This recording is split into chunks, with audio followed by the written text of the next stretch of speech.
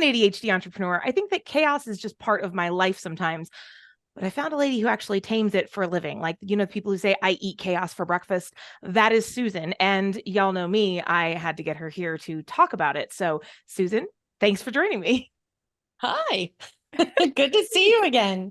I know, right? Long time no see. We've never had many conversations.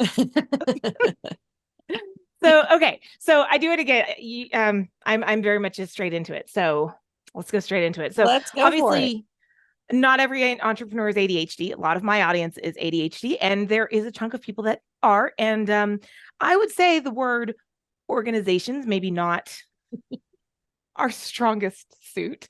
And where I think we actually have some problems is communication isn't either sometimes. So we are really good at thinking things that don't always like make it all the way out, which I think is where organization problems come from. But you work with these entrepreneurs all the time, ADHD and not, to help them create organization, to help them get things. Where do you start when you've got someone who is all over the place? Like, I have a feeling many of the individuals watching this video might be today. That's such a great question. We start by asking you, the crazy, can't keep it all together person, and this does apply whether you're ADHD or not. Start taking a list and keeping track of everything you do. This is not forever, so it shouldn't be an overwhelming thing. Put a piece of paper down next to your computer, jot down what you're working on. Those are the things that then we're going to want to come in and help you decide, is this how you should be spending your time or not? And that helps you become more organized, because if it's not something you should be spending your time on, then we can figure out, how do you delegate it? How do you automate it? How do you processitize it? There's my new word for you. There we go. I like this word. Any of those things to get those things that aren't important off your plate, that helps you to become more organized. So we start there. Yeah, I was going to say, I think that's, and I think most of us have at least a piece of paper floating around the desk. Finding it later might be the issue, but I don't. I was actually thinking, what I would do is create like a calendar event for the end of the week. And then throughout the week, I would go in and log that in the event at the end of the week. And then the other thing too, then I could just share that calendar event with whoever's trying to help me get stuff off my plate. So that's how I was just thinking I would do that. But as we all know, my brain's crazy. No, that would work. We have actually a spreadsheet, Google spreadsheet that we share, that so you could pull that up on the screen and type it in too. If the problem of doing what you're suggesting is that you have to remember digitally to go and do it. To the calendar, and so if it's not something that is up on your screen all the time or next to you, it's hard, it makes you take one more step, which we're trying to avoid. That makes sense. Okay. All right. So you did say, what was the word you said? Processitize, or Processitize. so what's the number one process or system that gets overlooked by most entrepreneurs that most of them should probably be looking to get set up, at least in service-based businesses? Let's narrow it down. You'll love this one because it ties into marketing. The most overlooked one is how you offboard a client, not necessarily offboard, but transition a client when the project is done. How are you asking for a review? How are you asking for a reference? How are you asking for a testimonial? All those things that you can pull into your marketing to be able to continue to market your product. Case studies, all those things that you forget to ask about. If you make it part of the process, then you're at least asking. I was just going to say, like, I love this because you're right. This is the thing people don't even think about. That's interesting. Like, I thought you were going to go with like, oh, emails or like something that everyone is already doing. But I love that you picked on something that no one's doing and they all know they should be doing.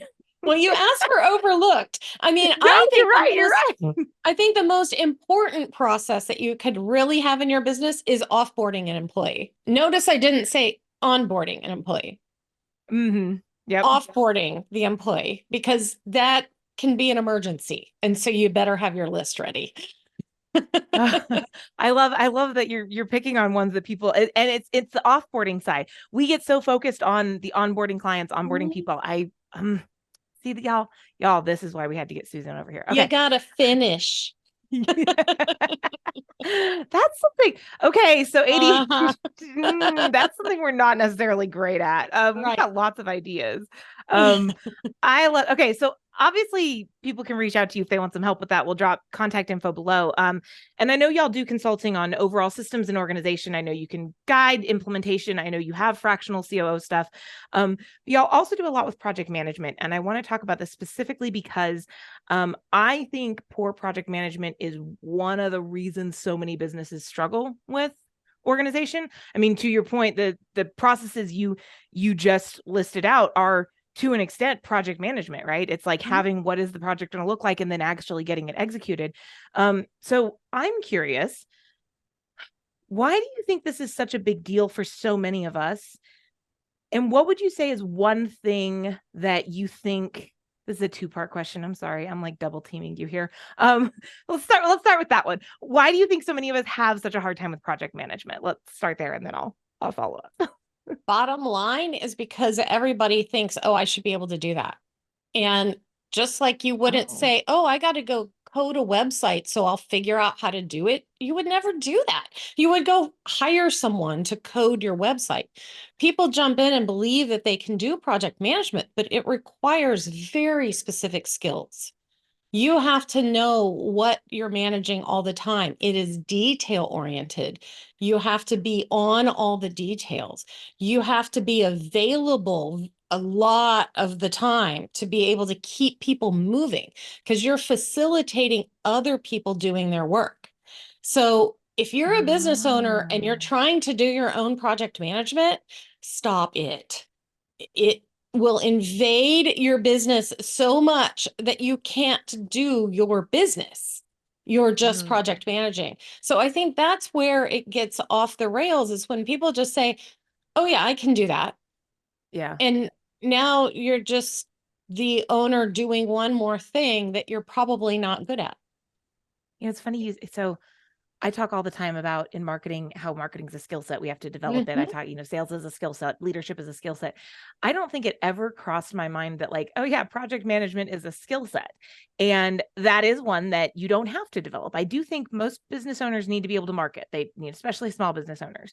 No one's going to market like you are. But I, Right. that had literally never, like, I'd not connected those dots before. Um, so If on that note, then, oh, go okay. ahead. What were you If going to you say? have if you have a great project manager Mhm. working in your organization, even if it's an hour a day, the Mm. change in how your business moves, it's night and day. You can also have bad ones. So just like every other profession, you have to make sure you're getting a good one in there. Okay, so let's say we've got a small business owner who is, well, if they're ready to outsource, go into the get the contact info. If they're not ready, let's say they're at a small, they're a little bit too. What's one thing they can do to start getting better at this skill set until they are at the point where they can start handing it off? Any ideas? Absolutely. Make sure that you are looking at the three main ingredients of project management, which is, are you staying in scope of the project? Okay. Number two is, are you staying in budget on the project? And number three is, are you staying on time on the project? So those are the Mm. three main components of being a good project manager. All of that also, back to your first question, involves a lot of communication. You Mm. need to be communicating with the team. You need to be communicating with the client. You need to make all of these things not emotional. None of them should be emotional. These are the facts. This is where we are. This is what we have left to do. This is how much budget you gave us. Maybe you have to choose. Are we doing A or B in order to stay in time and in budget? And here's a big one.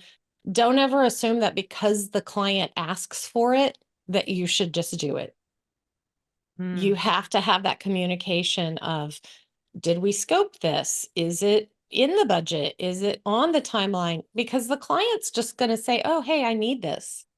The Right. answer can be, oh, absolutely, yes, but let's all, or and, yes, and whichever way And you want to say it. That's going to cost this much more or take this much more time. Mm, Just like you would be going into a hardware store to buy a hammer, you wouldn't negotiate on the price. Your client probably isn't going to either. But people tend to get emotional about that in services for some reason. So the more of the emotion you can keep off out of it, the better. And part of that is continuing to communicate. mm. And uh you said mm, you said so many good things. My brain just went like six different directions. Of Um course it did. This is but why you shouldn't be doing project management. this is why I have an operations director, because we all learned Stephanie's got lots of great ideas. You need to make it Um, happen, person. There I you go. we always joke that the Great Wall got built because there was someone who had the idea, someone who got everyone excited about the idea, someone who figured out the logistics of it, and someone who did all the work. And I'm the person who had the idea. You just described the disc profile, by the way. That is exactly where we go with that. We're like, look, the D's had the idea, the I's got everyone on board, the C's planned it out, and the S's did all the work. Right. Oh my God, this is awesome. Well, okay, I love this. I feel like we could probably talk a lot longer. We may have to do a follow-up on a couple of deep dives here, because there's clearly quite a bit of brilliance in that brain over there. But for the sake of not running too long, this was fantastic. Thank you so much. Thanks, Stephanie. So for everyone out there, you guys know how I love to end these. Find one thing, go run with it. Just one thing, just one thing. You don't have to implement everything today. You don't have to change everything today, but you can pick one small action step that will move you forward towards your long-term goals. Go make it a great day.